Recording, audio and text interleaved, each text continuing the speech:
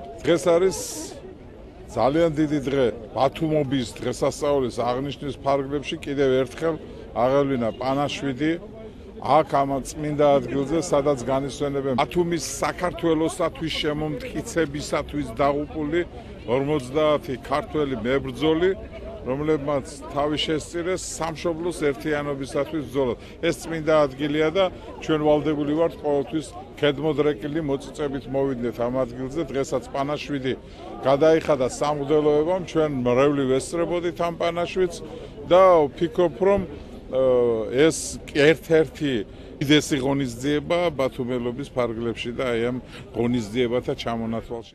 ძალიან სასიამოვნო დღე იყო დღეს, პანაშვიდი გადავიხადეთ იმ მებრძოლების სულებზე.